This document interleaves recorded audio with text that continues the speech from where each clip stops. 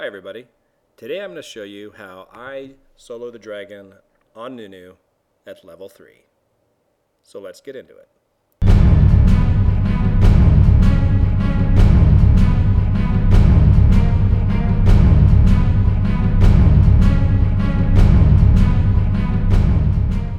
Okay, so soloing the dragon at Nunu at level 3 is actually not that hard. Originally when I first tried it a while ago, when I just out of curiosity, I started trying to solo the dragon at lower and lower levels. It was really hard at level 3. But the main thing that changed was originally I was building Nunu pure tank in the jungle. And I explored building him as a first item damage item. And you'll see in my Masters and Ruins that I use that I end up having 10% cooldown. Currently the magic damage jungle item gives you 20% cooldown, and so then I'm at 30%, and then I can have a tank item that gives me 40%, and so that's kind of what I was going for. So I was actually just going to just kind of make my solo queue play a little more fun, a little more snappy. Nunu still isn't that threatening, honestly. Like people aren't that scared of him, but just that extra little bit of damage allows you to really kind of have some fun in solo queue and push some edges and get some kills occasionally, or set up some kills really well. Well, as a side effect of that, I was basically building ability power in my runes. So I built 24 ability power in my runes, and that extra ability power made it very, very easy to solo the dragon at level 3, which is, of course, means it's Nunu's Ice Blast is actually where the ability power is coming through, because his Consume is actually just true damage, just flat true damage to monsters. It doesn't scale with ability power. So this is actually just jacking up his Ice Blast a little bit, and it was enough to make soloing the dragon at level 3 on Nunu really, really easy. So as you can see with the runes here, I have 24 ability power, 72 health, and a little bit of cooldown. When we look at the masteries, you'll see that I'm basically going mostly tank. I am getting 5 cooldown in the offensive tree, and then I'm basically building some utility. And this is a lot just recognizing that Nunu is not really a tank.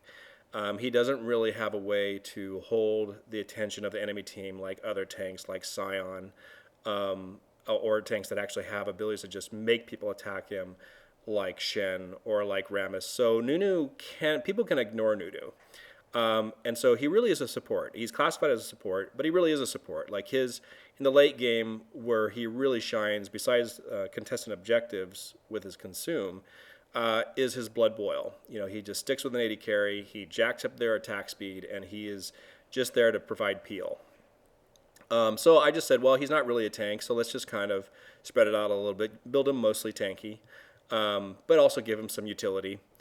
And so this isn't at all like an optimized mastery page at all. This is just what I've been running for a long time. Like if you play a lot of Nunu, you can probably find really wonderful ways to squeeze more out of this. And maybe in the runes as well. Okay, let's take a look at me soloing dragon. I'm going to do it once from the blue side, once from the red side. And I'm going to show you the ideal path I take. In my mind, it's the ideal path because it just maximizes the impact on dragon. But you can actually do other paths, and you will also be able to solo dragon at level 3. And once you've experienced solo at level 3, then you also recognize, well, you could solo it at level 4 or level 5. This is solo it after 3 camps. You could solo it after 4 camps. So you can have a lot of flexibility in when you actually go to the dragon pit. But I will show you how I do it at level 3, which is I generally don't do it before level 3 because I like having, I like being at least level 3. I think it makes a difference. So this is from the blue side. And from the blue side, what you see is that basically both sides in this sort of ideal start is that there are 3 camps that matter. So to get to level 3, you need to take 3 camps. If you take 6 camps, you'll be level 4. So you can do this after you can do a full jungle clear, end up on the side of the map as dragon, and then solo dragon if you want. But if you want to do an early dragon, the 3 best camps are the blue buff, because it allows you to spam your spells, and it gives you a cooldown reduction, so you don't run out of mana, and you have cooldown. The Gromp, because the Gromp gives you a damage shield if you smite it, so it basically gives poison damage back onto whatever attacks you, which would in this case would be the dragon. And so you see I didn't use the smite on the blue. I'm basically doing this as if I'm going to have only 2 smites. One smite is for the Gromp, The other smite is for the dragon. The reality is it takes about 30 seconds to solo the dragon. And when you solo the dragon, your smite will probably come up near the end. But just to be safe, I'm like, well, I'm just going to use one smite on the Gromp, one smite on the dragon, no smite on red, no smite on blue. So anyway, you have the blue buff for mana regeneration and cooldown. You have the Gromp for the damage reflection, and then you have the red buff for the red buff burn. So you have some true damage burn. So this is just kind of maximizing your damage output. All the other camps either have no effect on the dragon or they're about vision control. And in this case, the Raptors, it doesn't really matter. No one is warding dragon this early. And if they are wise enough to ward it this early, they're wise enough to just be in the area and you'll just have to back off. But I haven't really run across that much. Usually people discover me by accident. Now I'm playing right now at a bronze level. At a higher level, people may approach it a little differently knowing the capabilities of Nunu. So you see here, what I'm going to do is I'm going to ward in the location that an enemy jungler might walk through, not looking for me, but because they want to gank the bottom lane. So they might take that path right there. They're on their way to bottom lane, like right about now, and they're just like, hey, I'm going to kill bottom lane, and I just want to watch them go by and make sure they don't notice me. And they actually have to step close to the dragon pit to actually see me doing this. And you notice I have my back to the blue side wall, because I'm on the blue side. So if the shit really goes down, I can flash over the wall. But I also might just, whatever. If it gets really close, I might just try to steal the dragon because, live life on the edge, right? So as you can see, I didn't use my potions anywhere along my path. I used my 2 potions here at dragon, and I do this on both sides. I just save the potions for dragon. I may not even need it. You can actually solo it without the potions, but in case someone finds me, I don't want to be like, holy cow, I wish I had more health.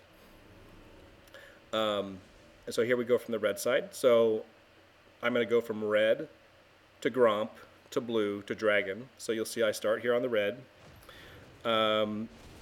Going this direction is a little bit different because there's 2 routes that the jungler could gank through. Like they might be trying to gank mid. In the prior, from the blue side, if a jungler wants to gank mid from the bottom river, they really just won't walk near the dragon pit at all. In this case, if someone wants to gank mid from the bottom river, the enemy jungler that is, they may actually they might try to loop around behind your mid laner. So they might actually walk near the brush that is in the south river or the bottom river. And you'll see I'll ward that. If they basically want to gank the bottom lane, so I'm going to use the smite here. So that's the first smite used. If they gank the bottom lane, they would actually go through their tri-brush, and they really won't at all be close to seeing anything going on at dragon. They would have to really go out of their way. So you'll see that I end up warding on the side that I have the most concern about bumping into the enemy jungler. And you'll see you'll see here when I hit level 3, I did this on the last run too, that I actually level up Q, the consume, twice. You can do it by doing one level in each ability. And so you have the blood boil. That's fine too. I do like the consume just because of the extra heal. It provides some extra sustain. The amount of damage from the consume is not that much better than the first level consume when you consider how long this takes to kill. And if you didn't notice before, it's about 4.5 minutes is when the dragon dies. So I'm basically going to be fighting the dragon for about 30 seconds here. So I'll have the ward on the side. I think the jungler will come by. Now, an added note is that if you take the dragon this early, people see the dragon buff appear on your allies while they're in lane. And a funny thing happens, which is an enemy team that may be really lazy about the dragon suddenly becomes extremely rigorous about what the dragon timers. And so, unlike a normal game, when you kill the dragon this early, it's like you will be contesting dragons like really hotly contested all the time. But it's a lot of fun. And it's just very fun to take it that early on Nunu. So anyway, I hope you all enjoyed this, and I will see you in the Rift.